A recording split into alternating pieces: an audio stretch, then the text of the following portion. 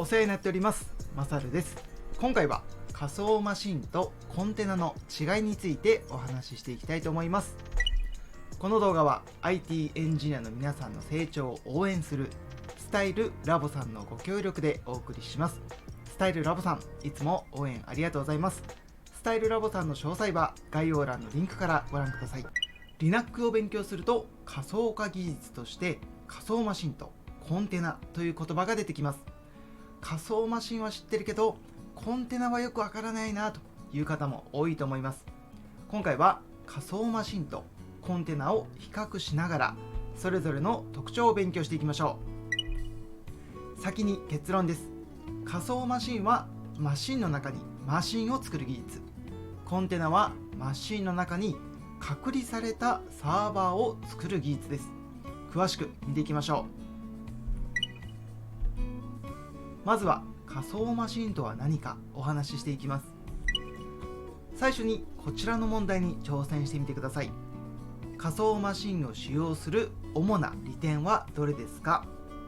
A、高速な動作速度を確保する。 B、複数のオペレーティングシステムを同時に動作させる。 C、必ずコストを削減できる。 D、必要なリソースを自動で購入する。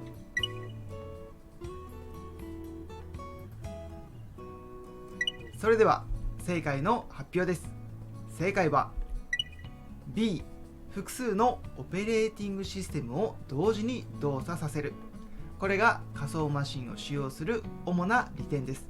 正解できましたか？例えば皆さんが Windows OS のパソコンを持っているとします。これから Linux を勉強したいので Linux OS を用意したいと思った時にもう1台パソコンを用意するのは大変ですよね。そこで利用されるのが仮想マシンの技術です。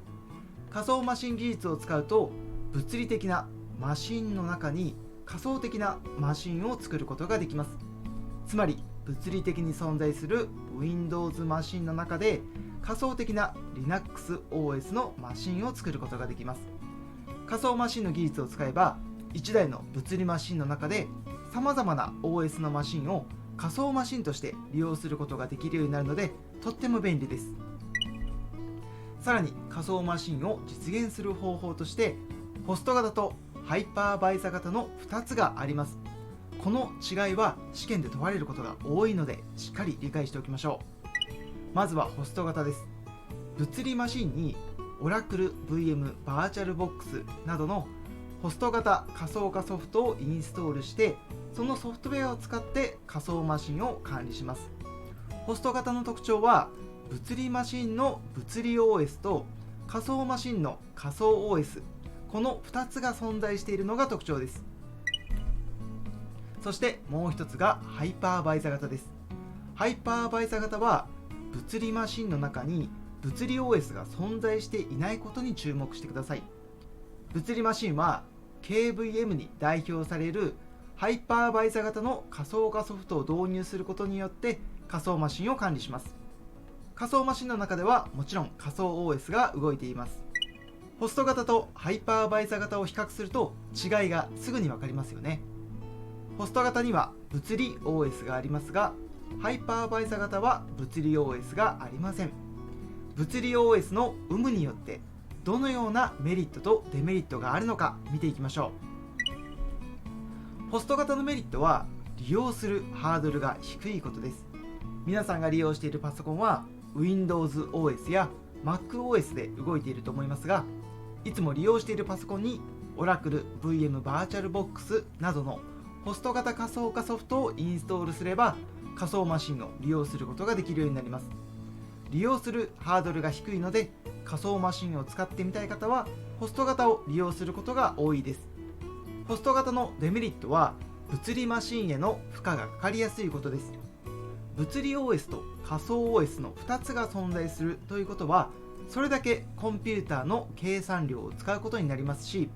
仮想マシンを使おうとするときに仮想マシンの制御を仮想 OS が受け取ってさらにその制御を物理 OS に渡して物理マシンを制御することになります。仮想マシンを制御するのに複数の OS が関わることで動作が遅くなったりすることがあります。個人で利用する分には多少処理が遅くなっても許容できると思いますが、ビジネスで利用したい場合、処理が遅くなってしまうというのは致命的な問題です。そこでビジネスで利用したい場合などはハイパーバイザー型を使うことが多くなっています。ハイパーバイザー型は物理マシンに物理 OS がありません。ハイパーバイザー型の仮想化ソフトをインストールして仮想マシンを管理します。ハイパーバイザー型の場合、仮想マシンは物理 OS を中継することなく物理マシンを利用することができるので、物理マシンの機能を最大限に生かすことができます。その結果、仮想マシンを安定して動かすことができるので、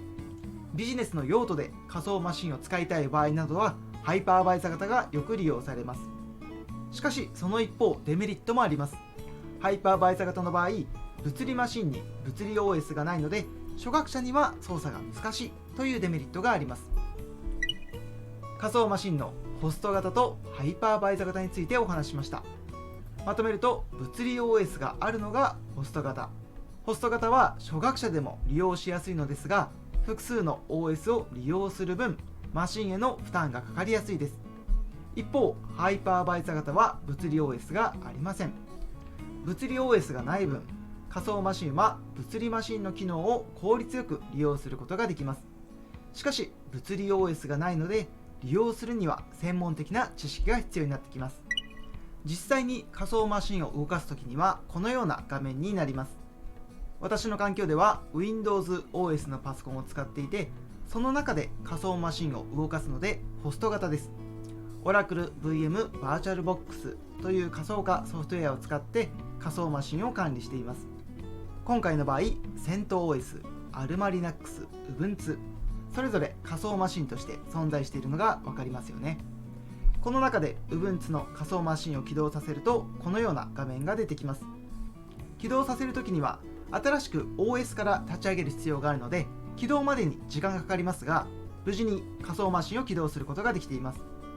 Windows OS のパソコンの中で Linux OS のディストリビューションの一つである Ubuntu を仮想マシンとして動かすことができるということですね。仮想マシン、とっても便利です。それでは次にコンテナ技術について一緒に勉強していきます。まずはこちらの問題、挑戦してみてください。仮想マシンと比較したコンテナの特徴として適切なものはどれですか？ A、独自の OS を持つ。 B、起動が早い。 C、リソース消費が多い。 D、他のコンテナと直接干渉する。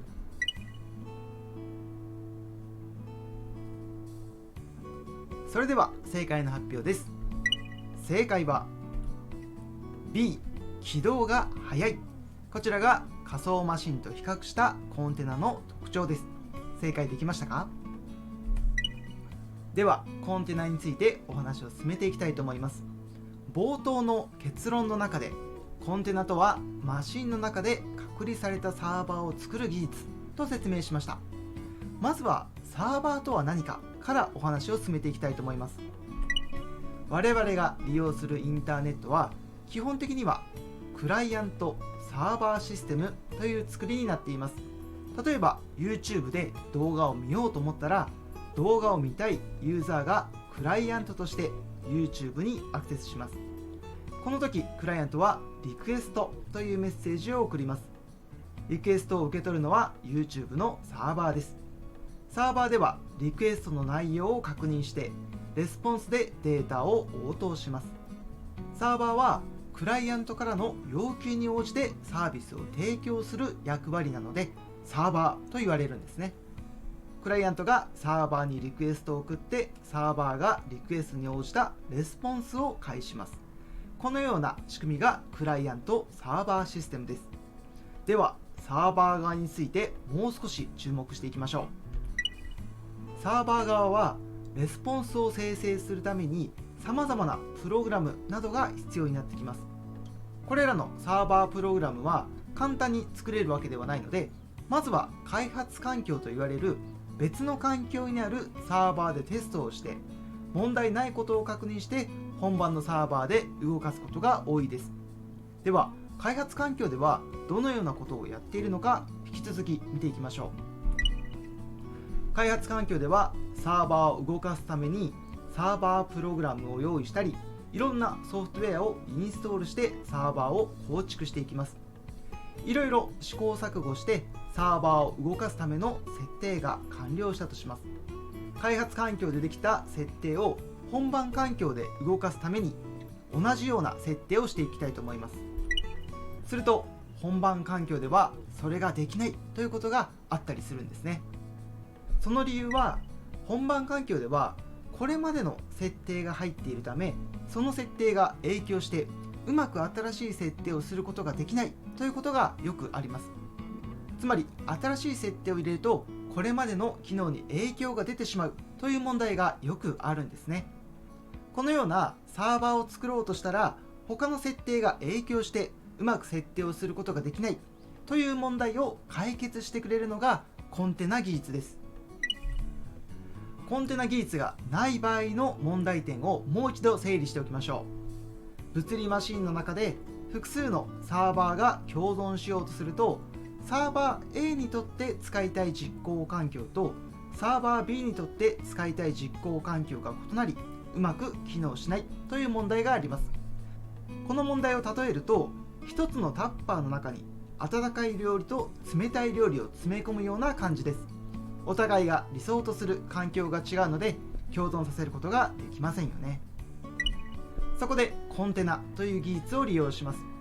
コンテナはそれぞれのサーバーで使いたい実行環境をコンテナで一つのまとまりとして管理します。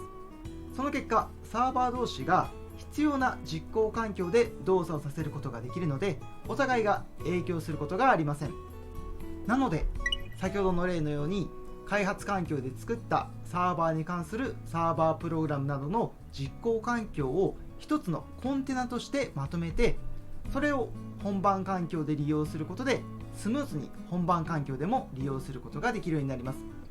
このようにいろんな環境に移動させて実行させることが簡単なことを可搬性が高いと言ったりします。コンテナの特徴として可搬性が高いという言葉も出てくるので、しっかり覚えておきましょう。コンテナについてなんとなくイメージできましたか？なお、コンテナを利用するためにはコンテナ環境が必要です。そのコンテナ環境を提供してくれる代表的なソフトウェアが Docker です。Docker という名前もよく聞きますよね。Docker とはコンテナ環境を提供してくれるソフトウェアです。最後にコンテナ技術のメリットとデメリットも確認しておきましょう。メリットは先ほど説明したいろんな環境ですぐ使える可搬性が高いことに加えて、仮想マシンと比べて起動が早いというのも特徴の一つです。仮想マシンは OS から起動させるので起動するのに時間がかかりますが、コンテナの中には仮想 OS がありません。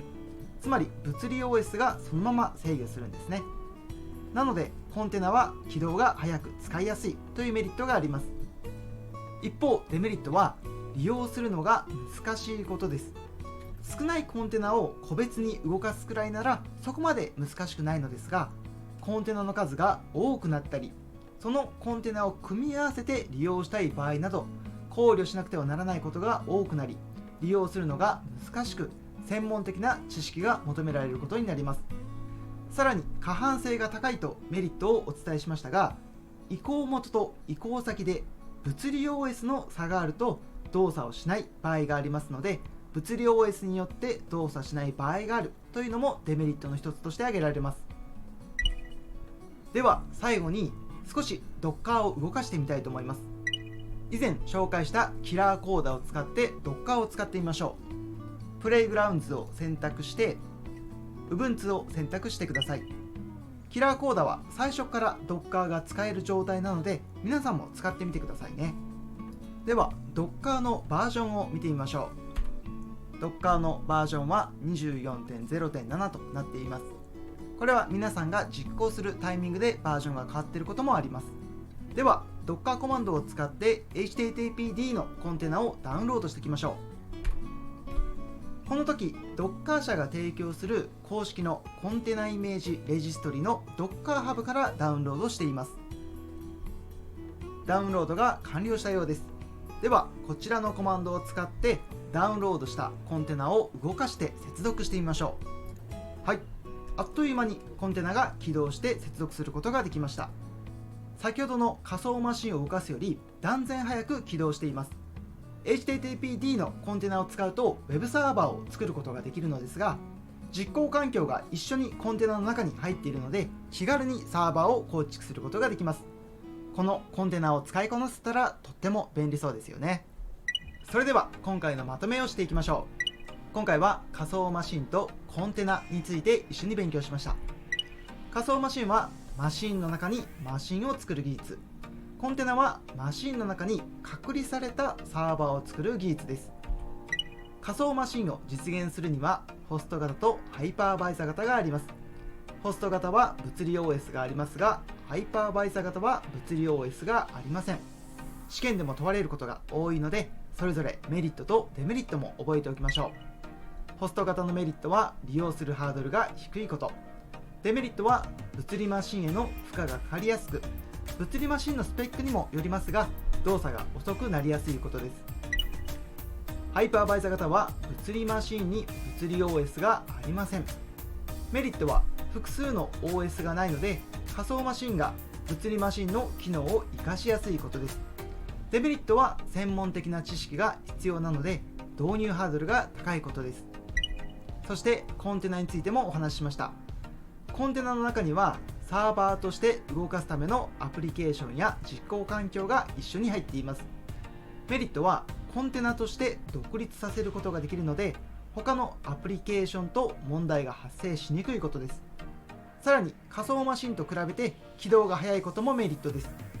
デメリットはコンテナを使いこなそうとすると難しいことや、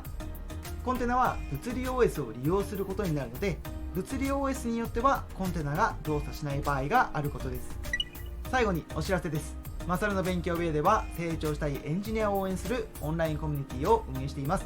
もし一人で勉強するよりも誰かと一緒に勉強したい、質問できる人がいなくて困っているという方はお気軽にオンラインコミュニティに参加してみてください。参加方法はメンバーになるボタンから対象のプランを選択していただいて Discord のアカウントを YouTube のアカウントに連携してもらえればすぐに参加できます。現在は100名以上の方がオンラインコミュニティに登録してくれていて毎日いろんな交流が生まれています。小学者の方、学生さんも大歓迎です。皆さんのご参加お待ちしています。最後におまけトークです。Docker といえばこのクジラのキャラクターを目にすることがあると思います。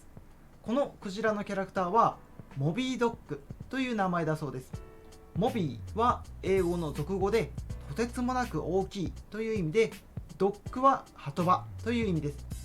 コンテナが大きい鳩場で船に乗せられているようなイメージがこの名前から伝わってきますね。